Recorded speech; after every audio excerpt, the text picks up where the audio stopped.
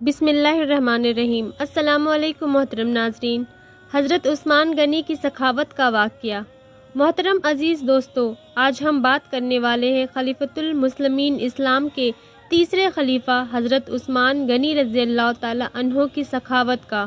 اسے پڑھ کر آپ کا ایمان تازہ ہو جائے گا اور آپ کو معلوم ہو جائے گا کہ حضرت عثمان غنی رضی اللہ تعالی عنہ کی سخاوت کا کیا عالم تھا۔ یہ واقعہ ہے حضرت عثمان غنی رضی اللہ تعالی عنہ اور حضرت ابو بکر صدیق رضی اللہ تعالی عنہ اور ایک تاجر شخص کا۔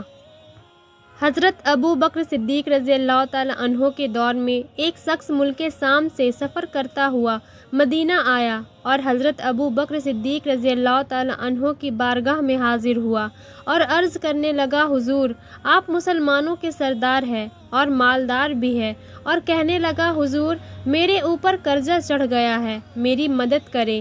اس کے بعد حضرت ابو بکر صدیق رضی اللہ تعالی عنہ اس شخص کو اپنے گھر لے کر گئے۔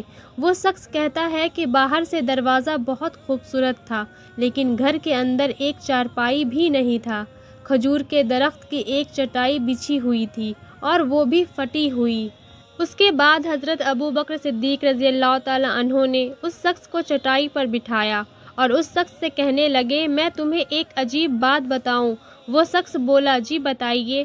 حضرت ابو بکر صدیق رضی اللہ تعالی عنہ نے کہا، 3 دن سے میں نے ایک اناج کا دانہ نہیں کھایا، میں کچھ کھجور کھا کر گزارا کر رہا ہوں۔ وہ شخص کہنے لگا، حضور میں اب کیا کروں، میں بہت دور سے امید لگا کر آیا ہوں۔ اس کے بعد آپ نے اس شخص سے کہا، تم عثمان غنی رضی اللہ تعالی عنہ کے پاس چلے جاؤ۔ اس شخص نے کہا، مجھے تو بہت سارے پیسے چاہیے۔ اس کے بعد حضرت ابو بکر صدیق رضی اللہ تعالی عنہ نے اس شخص سے کہا، تمہاری سوچ وہاں ختم ہوتی ہے جہاں سے عثمان کی سخاوت شروع ہوتی ہے۔ اس کے بعد آپ نے کہا، تم جاؤ ان کے پاس، وہ ضرور تمہاری مدد کریں گے۔ وہ شخص بولا، کیا میں وہاں آپ کا نام لوں کہ مجھے امیر المومنین نے بھیجا ہے؟ آپ نے فرمایا، اس کی ضرورت ہی نہیں پڑے گی، صرف اتنا بتانا کہ میں قرض دار ہوں اور رسول اللہ صلی اللہ علیہ وسلم کا نوکر ہوں۔ وہ شخص بولا کہ وہ ثبوت مانگیں گے۔ آپ نے کہا، عثمان مدد کرتے وقت دلیل یا ثبوت نہیں مانگا کرتے، عثمان اللہ کی راہ میں دیتے ہیں، پوچھ تاچھ نہیں کرتے، اور سخاوت کرتے وقت ٹٹولنا عثمان کی عادت نہیں۔ پھر وہ شخص وہاں سے پوچھتے پوچھتے حضرت عثمان غنی رضی اللہ تعالی عنہ کے دروازے پر پہنچ گیا اور دروازے پر دستک دی۔ حضرت عثمان غنی رضی اللہ تعالی عنہ نے اندر سے بولنے کی آواز آ رہی تھی۔ وہ اپنے بچے کو ڈانٹ رہے تھے کہ تم لوگ دودھ کے اندر شہد ملا کر پیتے ہو، خرچہ تھوڑا کم کیا کرو، اتنا خرچہ کرنے کی ضرورت نہیں، دودھ میٹھا، شہد بھی میٹھا، تم کوئی بیمار تھوڑی ہو۔ یہ سب باتیں وہ شخص دروازے پر کھڑے سن رہا تھا اور سوچنے لگا کہ ابو بکر صدیق رضی اللہ تعالی عنہ تو بڑے باتیں بتا رہے تھے، لیکن یہ تو اپنے بچوں کو دودھ میں شہد ملانے پر ڈانٹ رہے ہیں، یہ کیسے میری مدد کریں گے؟ اور مجھے تو کئی ہزار دینار چاہیے، کیا یہ دیں گے؟ وہ شخص کہتا ہے، ابھی میں یہ سب سوچ ہی رہا تھا کہ اندر سے دروازہ کھلنے کی آواز آئی۔ وہ باہر آئے اور میں نے سلام کیا، انہوں نے سلام کا جواب دیا اور وہ سمجھ گئے کہ میں مومن ہوں۔ وہ مجھ سے کہنے لگے، معاف کرنا، بچوں کو سمجھا رہا تھا اس لیے آنے میں دیر ہو گئی۔ اس کے بعد حضرت عثمان غنی رضی اللہ تعالی عنہ نے اس شخص کو گھر کے اندر بٹھایا اور اس کے بعد اس شخص کے سامنے جو سب سے پہلی چیز پیش کی گئی وہ دودھ میں شہد ڈال کر دیا گیا اور پھر کھجور کا حلوہ پیش کیا گیا۔ وہ شخص کہتا ہے کہ میں سوچنے لگا کہ یہ کیا ماجرا ہے، ابھی تو گھر والوں کو ڈانٹ رہے تھے کہ ایک چیز استعمال کیا کرو اور میرے سامنے تو 3 چیزیں پیش کر دیے، لیکن ابھی بھی اس شخص کے دل میں شک تھا کہ میری ضرورت تو بہت زیادہ ہے، پتہ نہیں یہ میری مدد کریں گے یا نہیں۔ وہ شخص کہتا ہے کہ مہمان نوازی کے بعد حضرت عثمان غنی رضی اللہ تعالی عنہ نے پوچھا کہ بتاؤ کیسے آنا ہوا؟